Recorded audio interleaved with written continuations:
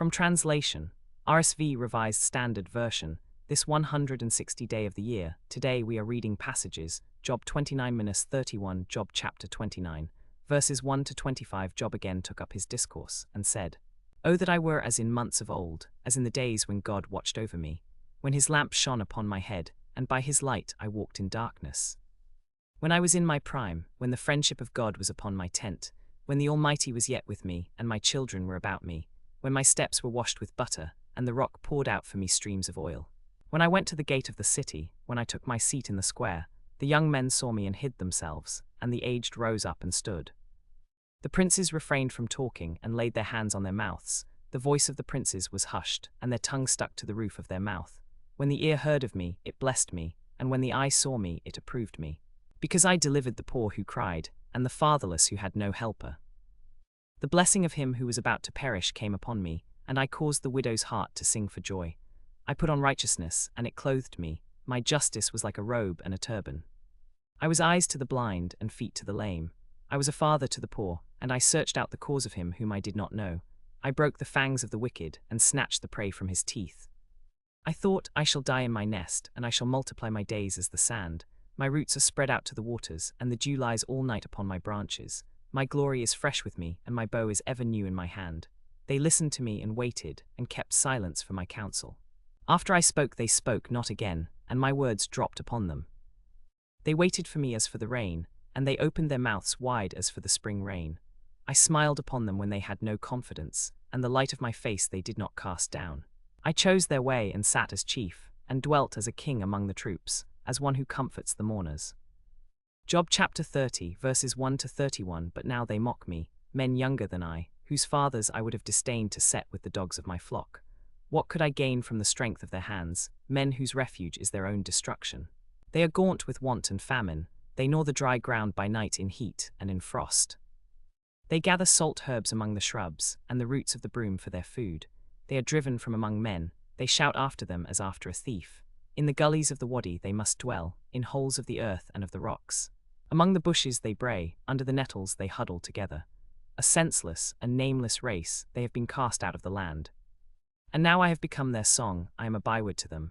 They abhor me, they keep aloof from me, they do not hesitate to spit at me, because God has loosed my cord and let my adversaries afflict me. On my right hand the rabble rise up, they thrust aside my feet, and they cast up against me their ways of destruction. They break up my path, they promote my disaster, no one restrains them. As through a wide breach they come, amid ruin they roll themselves on. Terrors are turned upon me, my honor is pursued as by the wind, and my prosperity has passed like a cloud, and now my soul is poured out within me. Days of affliction have taken hold of me. At night it is my bones that pierce me, and the pain that gnaws me takes no rest. By a great force my garment is disfigured. It binds me about like the collar of my tunic. He has cast me into the mire, and I have become like dust and ashes. I cry to you, and you do not answer me. I stand, and you regard me not. You have become cruel to me. With the might of your hand you persecute me. You lift me up to the wind, and you cause me to ride upon it, and you dissolve me in the storm. For I know that you will bring me to death, and to the house appointed for all living. Yet does not one stretch out a hand in his trouble? Did I not weep for him who was in trouble? Was not my soul grieved for the poor? When I looked for good, then evil came, and for happiness I wept and mourned. My inward parts are in turmoil and never still. Days of affliction confront me. I go about blackened, but not by the sun. I stand up in the assembly and cry for help. I am a brother to jackals and a companion to ostriches. My skin turns black and falls from me. My bones burn with heat. Therefore my harp is turned to mourning, and my pipe to the voice of those who weep. Job chapter 31, verses 1 to 36. I have made a covenant with my eyes. How then could I look upon a virgin? What is the portion of God from above, and what is the heritage of the Almighty from on high? Is it not calamity to the wicked, and disaster to those who work iniquity? Does he not see my ways and number all my steps? If I have walked with falsehood, and my foot has hurried to deceit, let me be weighed in a just balance, and let God know my integrity. If my step has turned aside from the way, and my heart has followed my eyes, and if any spot has clung to my hands, then let me sow and another eat, and let what grows for me be rooted out. If my heart has been enticed by a woman, and I have lain in wait at my neighbor's door, then let my wife grind for another, and let others kneel down over her, for that would be a heinous crime. That would be a criminal offense, for that would be a fire that consumes to abaddon, it would burn up all my gains. if I have rejected the cause of my manservant or my maidservant when they brought a complaint against me? What then shall I do when God rises up? When he makes inquiry, what shall I answer him? Did not he who made me in the womb make him? And did not one fashion us in the womb? If I have withheld the poor from their desire, or have caused the eyes of the widow to fail, or have eaten my morsel alone, and the fatherless has not eaten of it, for from my youth the fatherless grew up with me as with a father, and from my mother's womb I guided the widow if I have seen any perish for want of clothing, or the needy without covering, if his loins have not blessed me.